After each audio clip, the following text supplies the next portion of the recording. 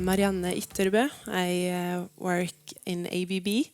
As of very recently, I am a business designer. I have been working mostly as a product manager and in kind of condition monitoring and asset management type solutions. So today I'll be talking about a subset of the results from a joint research project we did together with Equinor and Gasco. And just a disclaimer, I was not in the project, in the research project itself, but so I'm presenting results from my colleagues. However, I would kind of be working on trying to commercialize these type of solutions and implement it so that we can also use this with other customers.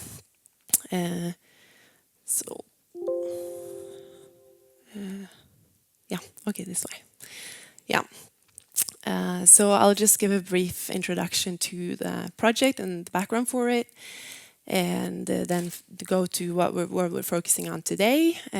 And so what we're focusing on is really compressor monitoring on a screen near you. And so that's I saw that all other presentations have included a slide on their company. I didn't include one on ABB, so I'll just quickly, if you guys don't know, ABB is an engineering company. We deliver control systems and electrical equipment maybe, and then engineering services around that. And then our partners, Equinor, is an energy company, and at the sites we were using, and at the sites that are pilot sites here, they are the technical service provider, and then Gasco is the operator at the sites where the pilots were happening and the research project were happening. So the sites were Kårstø and Kolsnes. They are large gas processing facilities at the west coast in Norway. And then the results today, were really developed at Kolsnes. So Kolsnes is basically where about 40% of the natural gas that's exported out of Norway is going through those export compressors. So there's a lot of money, basically. And it can process up to 144.5 standard cubic meters per day. So the focus for the part of the project I'll present today is electrically driven centrifugal compressors connected to the grid. So really, let's see if I was trying to, there's no pointer maybe, but I guess I can point with never mind. So they are connected to the grid. The grid has disturbances, so large part of the project was really related to making these compressors robust to disturbances of the grid, but I will focus on performance monitoring of these compressors. So at the start of the project, really performance testing of these compressors was happening once a year, kind of standard, doing a shutdown and then losing 1 day production. And and then you also have a data set that you have, which has a sample rate of 1 sample per year, and you don't really know sort of what's happening in between that time. And it's also kind of hard to do that test then in something that's really comparable to normal operation. So then, again, back to the system. If we wanted to do this kind of testing or performance monitoring in a continuous way, we would need to have access to high quality data, and that data would need to be synchronized, and it had to be logged from the complete system. So then the question was kind of how to do that. So then we'll start by collecting the data.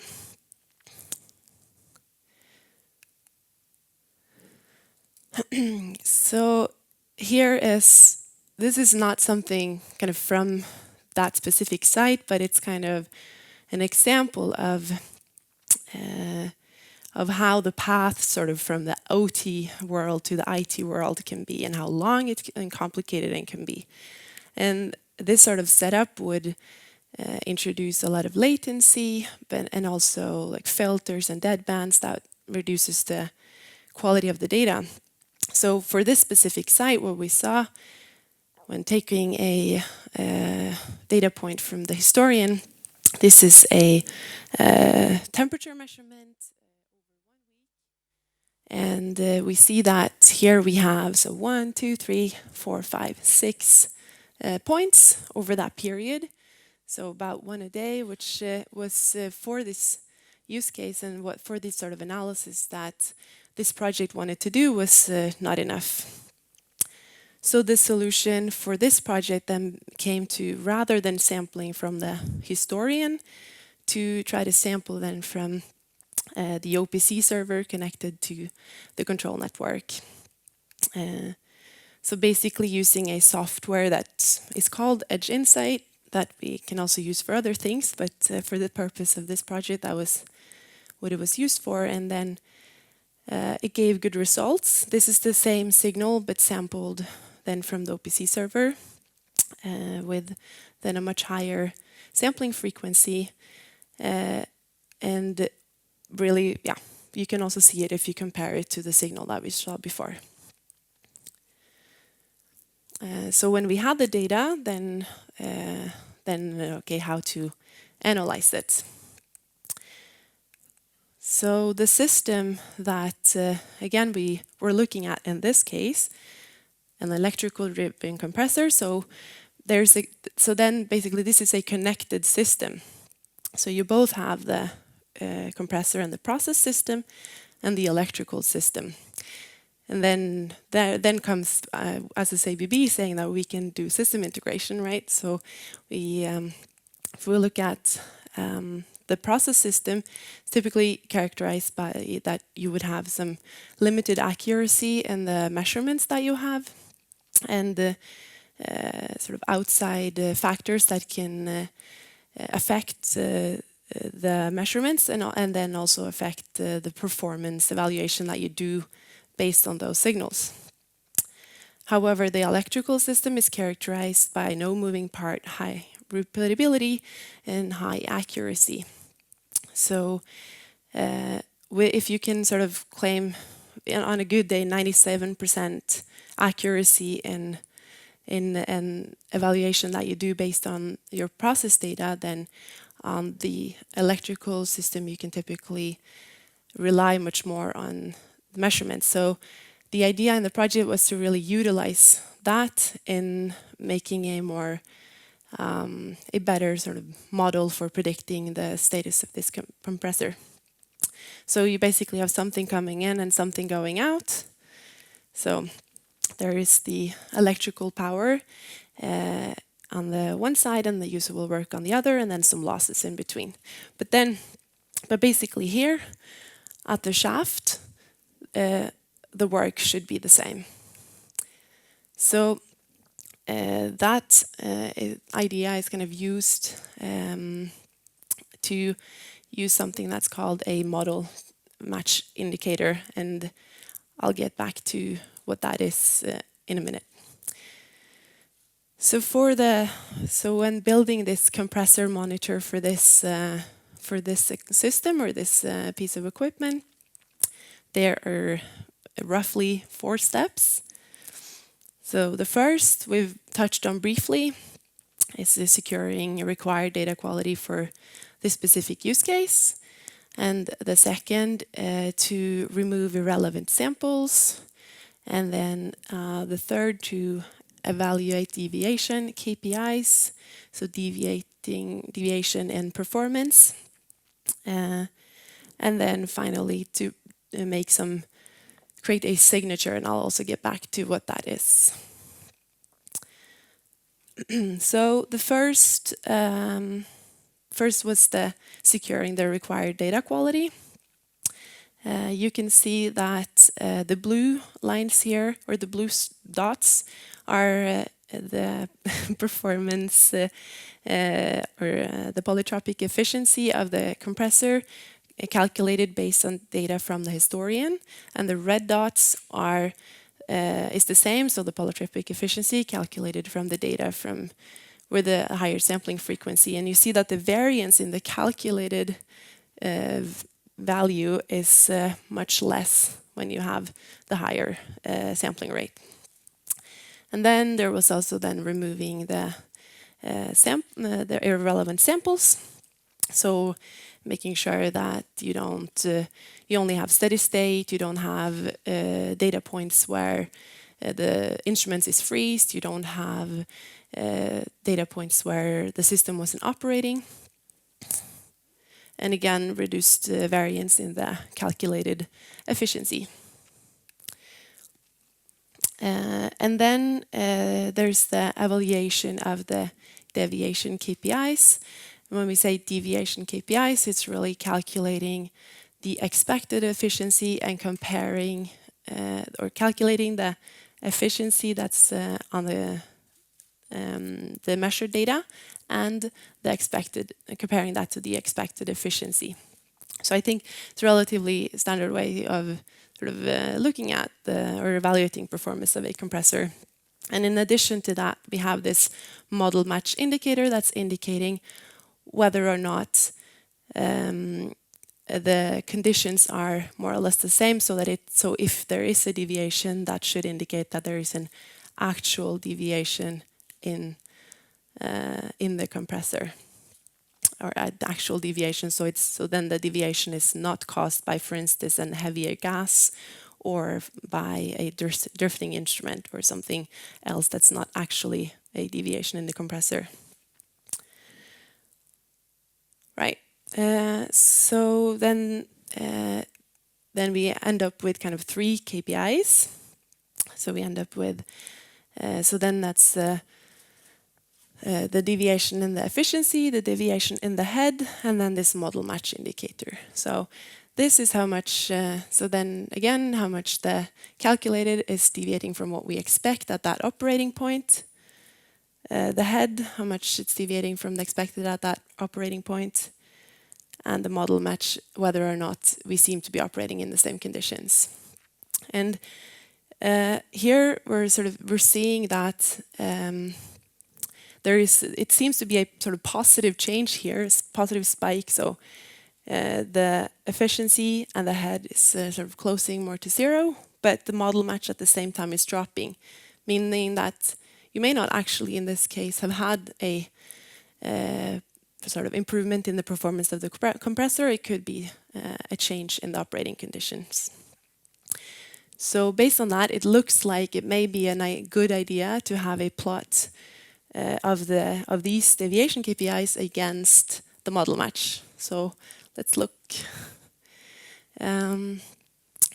So here, so we have the model match and then the deviation KPIs, and then before you sort of arrest that this cloud could be anything with the fitted curves, but what we're looking for is whether or not there could be some sort of relationship between the efficiency deviation, head deviation, and the model match. And if we sort of accept that, okay, you can represent a relationship between them, then in actual change in the performance of the compressor, so a positive change in the performance would raise this line up, and a negative change in the performance would raise and put the line down. Right, so that was a bit of on how the compressor monitor works, sort of back end. And that model was then implemented and it was running at site for a while, and then the results from the model was compared against the actual performance testing. So again, they were at site doing a performance test. In 1 year, I've attempted some anonymizing. That's why there are no actual years here. But one performance test, and then 2 years later did another performance test. And through that, they saw a degradation. So it was 4% reduction in efficiency and 6% reduction in head. And then the model came online a little bit after this test, but still considered over a comparable period of time. The model then provided a 3% reduction in efficiency and 4% reduction in head. So it's in the same order of magnitude and was considered a good match in the project. Right. So then I'll go a little bit through how how the visualization was done for this. We use Grafana typically when we do visualizations of various analytics and stuff. So here's some examples, and again I've tried to do some anonymizing, so bear with me on the busyness, but the red boxes are my attempts at that. So as I mentioned in the beginning, this project was covering more than just this performance monitoring. So this is kind of the starting dashboard for the scope in the project. But for now, we can sort of drill down to a specific compressor.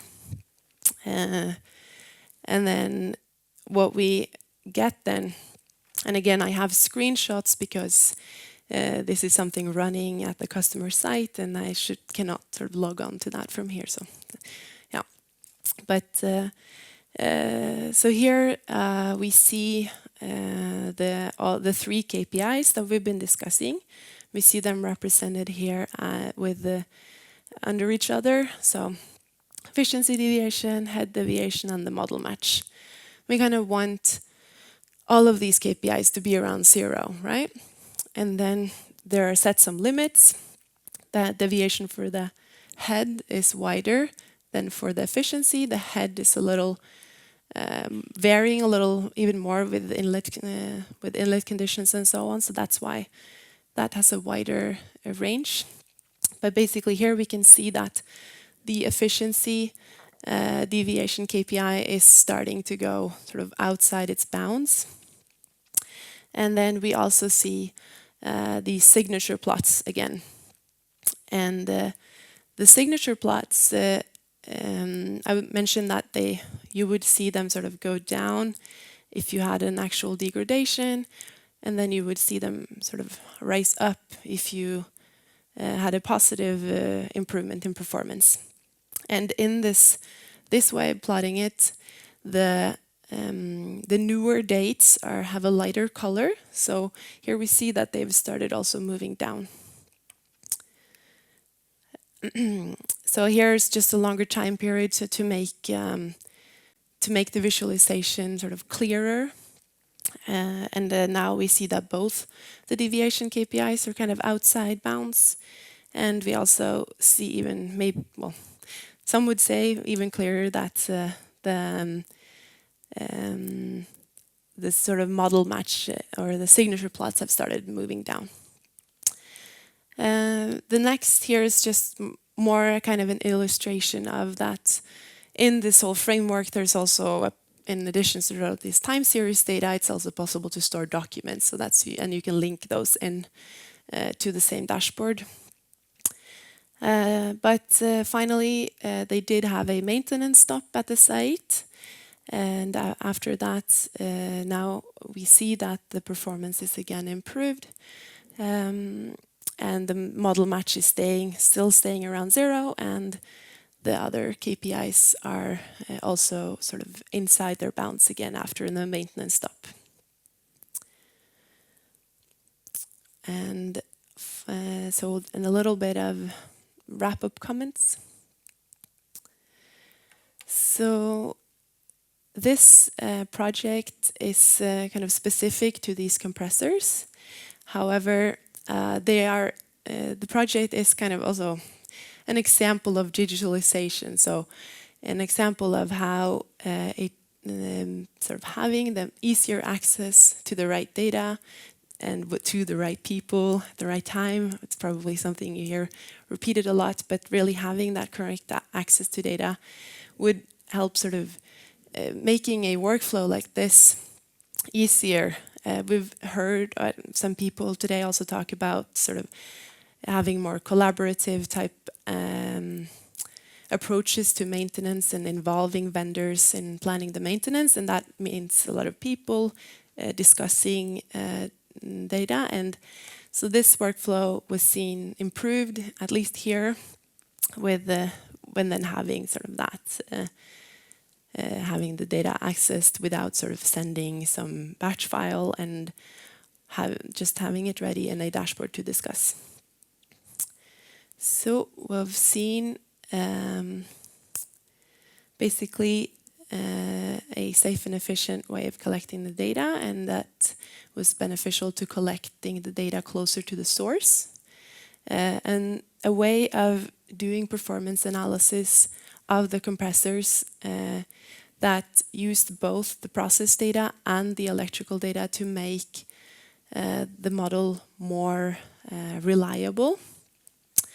And it was verified against an actual test, and the visualizations made accessible and hopefully relatively user-friendly and available to in an office network where you can sit comfortably in front of a computer instead of logging on through many different networks to get your data. So thank you very much and for listening. And if there are any questions, I'll be happy to answer those. Otherwise, there are